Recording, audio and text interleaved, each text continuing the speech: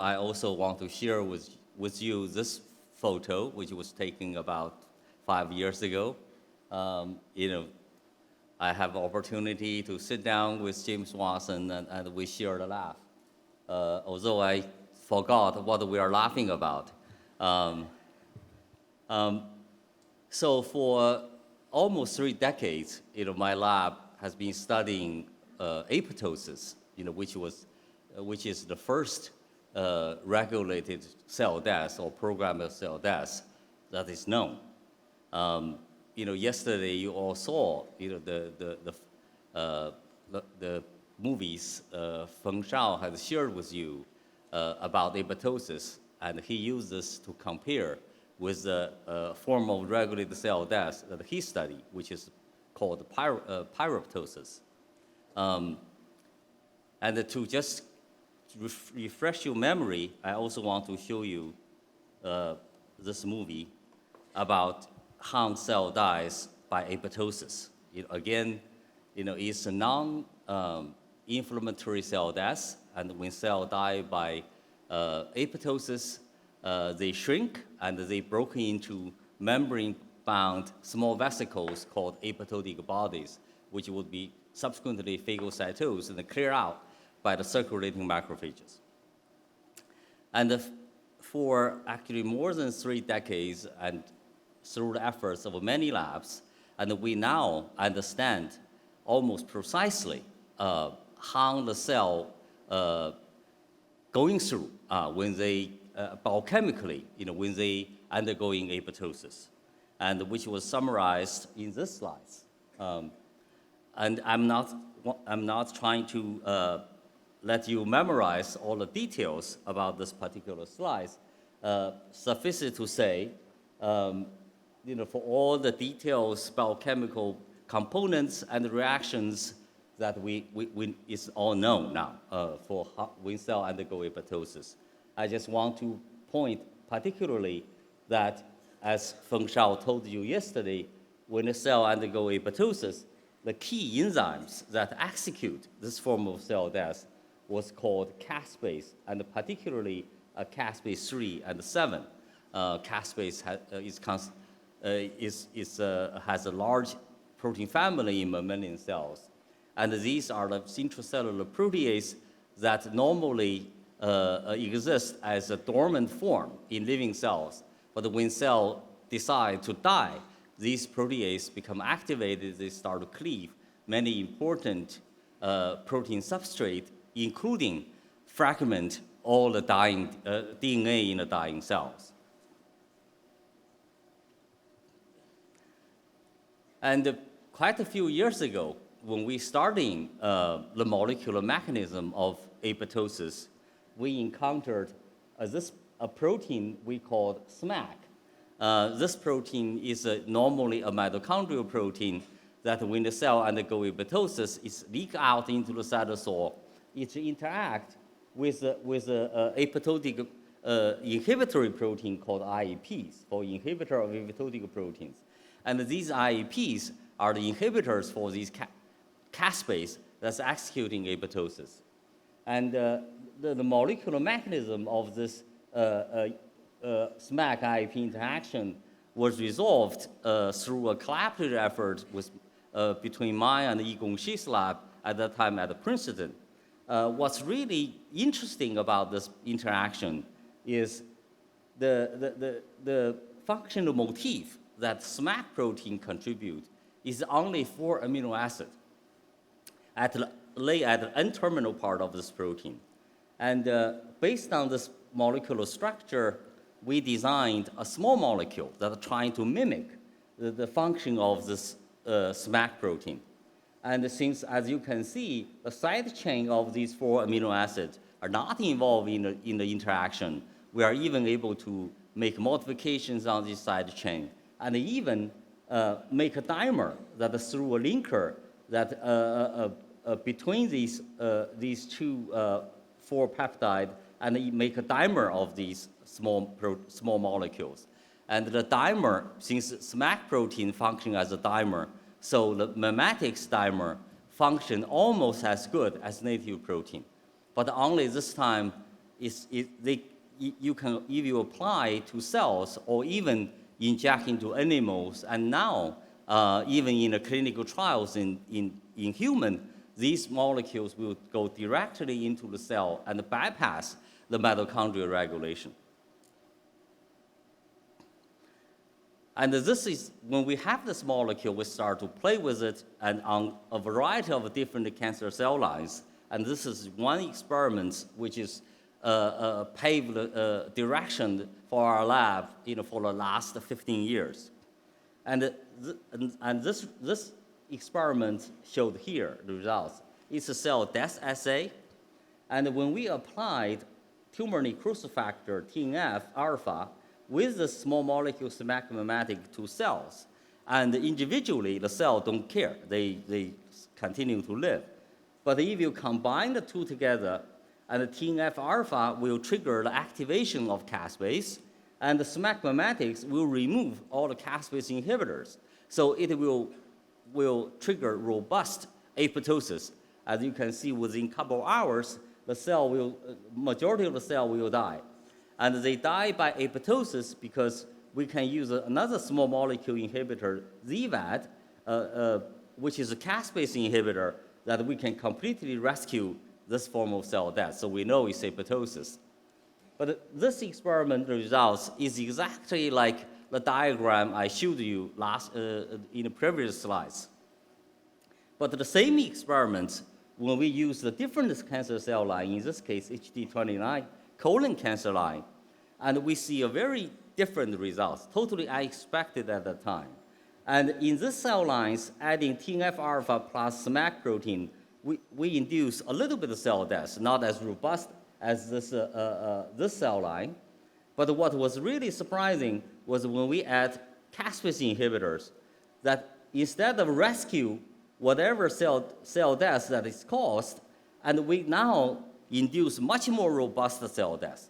And clearly, this form of cell death is not apoptosis because caspase, in this case, not only not contributing to cell death, it's actually inhibiting cell death. And the caspase inhibitor promote much more robust cell death. And this form of cell death, now as necroptosis, is showed in this movie.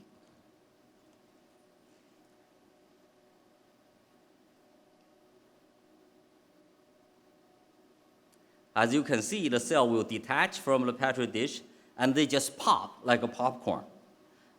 This is clearly very different than apoptosis. It's also different than pyroptosis, as Xiaodong showed you yesterday. So the pyroptosis, the cell just blowing a big bubble out, and they eventually burst. And this form of cell death, they just pop, and the cell membrane break. So this clearly is a necrotic form of cell death because the cell content will leak out and cause inflammation. And through another more than a decade of effort, we now also understand the biochemical pathway of this form of cell death in much more details, even not in all details. And in this form of cell death, the key executioner protein is not caspase. It's this protein that we identified, we called MLKL. And it is a pseudo kinase protein. And this protein, again, live in the cytosol in a dormant form in the cell, in the living cells. But this MLKL will be phosphorylated by a kinase called RIP3, receptor interacting protein kinase 3. And the phosphorylation on MLKL will cause its oligomerization and insertion onto the plasma membrane that will cause the leakage of the plasma membrane and the popping of the membrane integrity, as I show you in the movie. We also mapped the precise phosphorylation site on MLKL that will lead to its oligomerization and cell killing. And we also made a monoclonal antibody that will specifically recognize the phosphorylated form of MLKL. And armed with this form of this reagent, we start probing a variety of tissues and want to find out exactly and what's the role of this pathway in physiology or even pathology. And one of the very surprised we noticed that is when we probed the testes of an animal, in this case a mouse, and we saw a robust staining. But the staining only appears when animal get old, beyond 1 year old. And a year-old mouse, I would say equivalent to my age now. And this is 18 months old, I would say probably beyond 70 human years. And you see they have, this particular section is a testis cross-section, and this unit called seminaceous tubules, and which is the units that where the sperm is generated. And the seminaceous tubule in a young animal, like 4 months old animal, and it has a wrap out by a membrane, and then you will see quite a thick cell layers, which is constitutive of spermatogonial stem cells, as well as the supporting cell called the Sertoli cells. And in the middle of these seminaceous tubules are the where the mature sperm will go. And in the young animals, you can see this nice thick cell layer as well as the sperms in the middle. But in the old animals, what we notice is you have robust phospho-MLKL signal, and the cell layer becomes thinner, and you will see much less sperm in the middle. So that suggests to us that this form of cell death is responsible for eliminating the spermatogonial stem cells when the animal get old. So that told us maybe when the testis aging is not just simply wear and tear when the animal get old. It's actually a program. And somehow this program gets turned on when the animal get old. In a RIP3 knockout animal, you don't see that. You not only don't see the signal even when the animal is old, but you also see even when the animal get old, their testes still look young. It's indistinguishable between the old and young animals. So that suggests to us that if we take out of this program, the animal will maintain their usefulness of their testes. Then the question becomes, they look young, but do they really functional? But in animal, we can test it.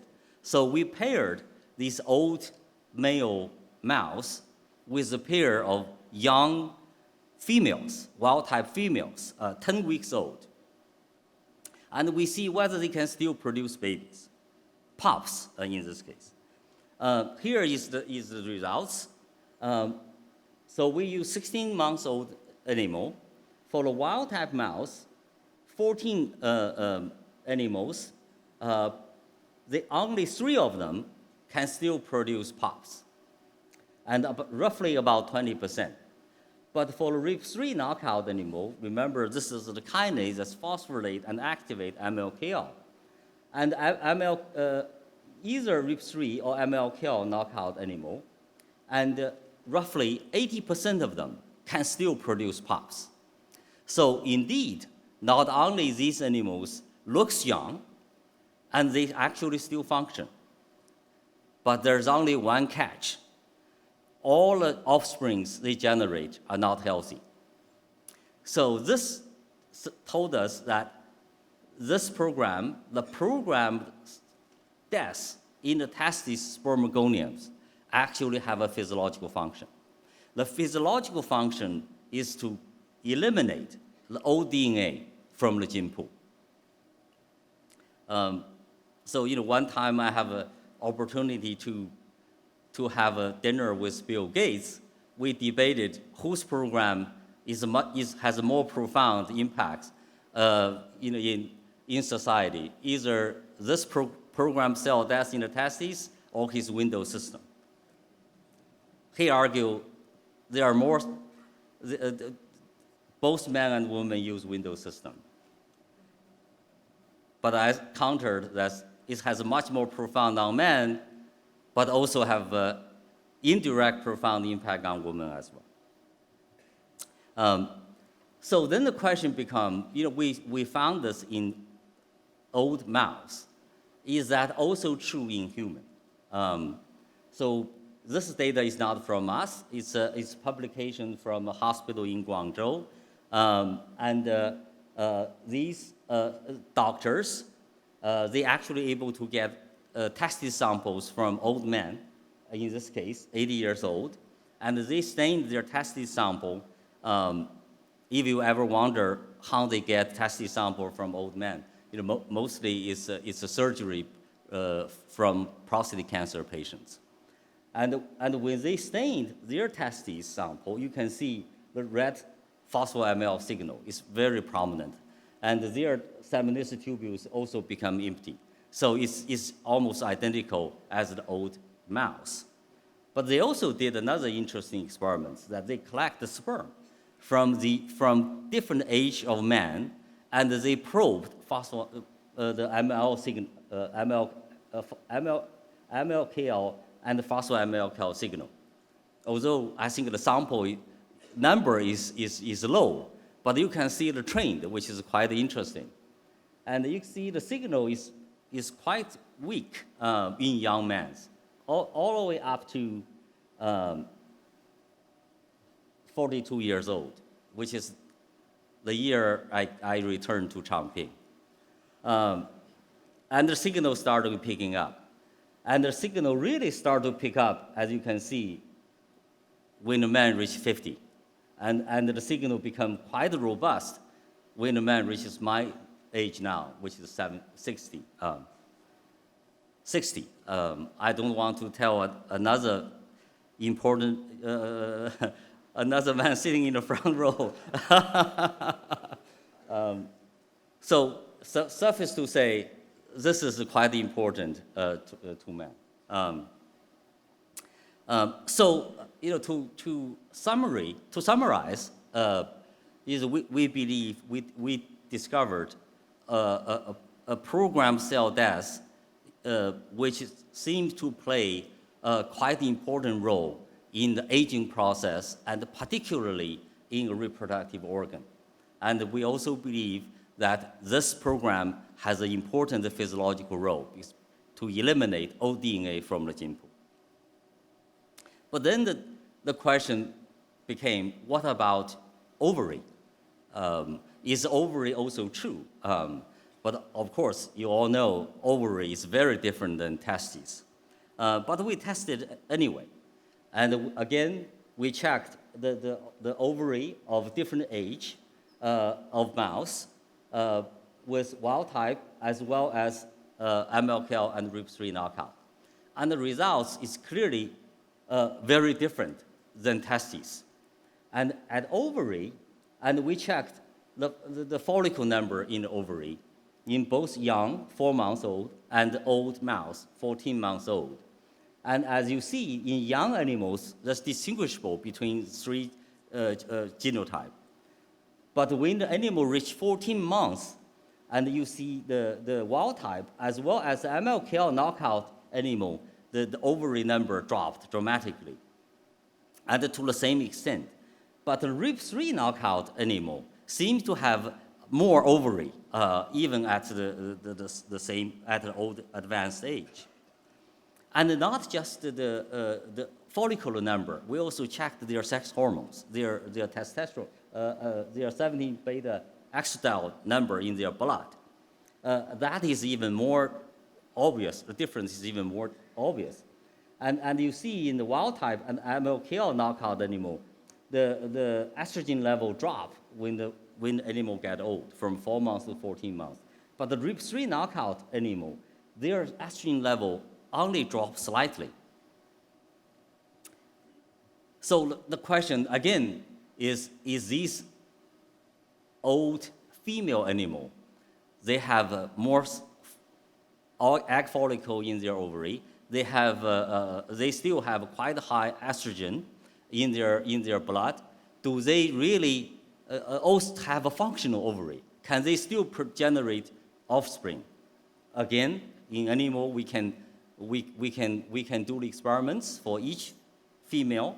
We pair them with a young male, and we see whether they can produce pups. And for 4-month-old young animal, all 3 genotype animal produce, 100% of them still can produce pups.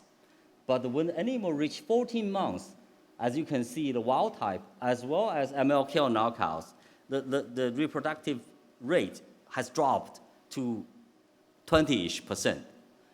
But the RIP3 knockout can still maintain, almost 70% of them can still generate pups, which is quite remarkable. But again, you might already guessed it.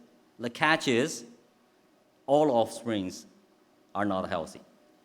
So again, we believe whatever the programmed cell does there, which is clearly different than testes, still play a prominent role in promoting the ovary aging.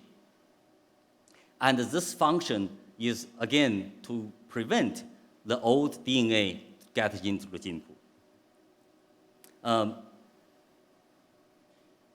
In terms of molecular mechanism, I only want to show you one slide, is we checked in the ovary, we checked both RIP3 as well as cleaved, which is active in the caspase-3, and we see perfect co-localization. So in ovary, it's apoptosis that is playing a role. And we also identified it's not an egg, it's granular cells in the ovary that, when the animal get old, triggered this programmed cell death, in this case, apoptosis. And we also mapped a unique phosphorylation site on RIP3, which is responsible for triggering this function. And this RIP3, phosphorylated RIP3, when we stain the animal ovary at a different age, and this signal only start to appear when the animal reaches a certain age. When the animal is young, this signal is not there. So to summarize, this is my last slide, that we believe that we have discovered a couple of programmed cell deaths that has roles in the aging promotion function in reproductive systems. And for the testes, we believe the signal when animals getting old is the oxidative damage of the DNA. And this signal, through this necroptotic pathway, activated MLKL and caused the death of spermatogonial stem cells in the testes, and that's promote the testis aging. And in the females, and we believe this is only part of one of the pathways, there's more than one, because you see the effects is not as dramatic as what you see in the testes. And in this pathway, we believe when animal from young to old, you have a higher level of generation, more prostaglandin 2 alpha in the ovary. And this is a signal to trigger apoptosis through this pathway for the granular cells that promote the death of the ovary and contributing to ovary aging. And the story I told you is mainly a work of 2 graduate students, and with 80% of them done by this one graduate student, Dianrong Li.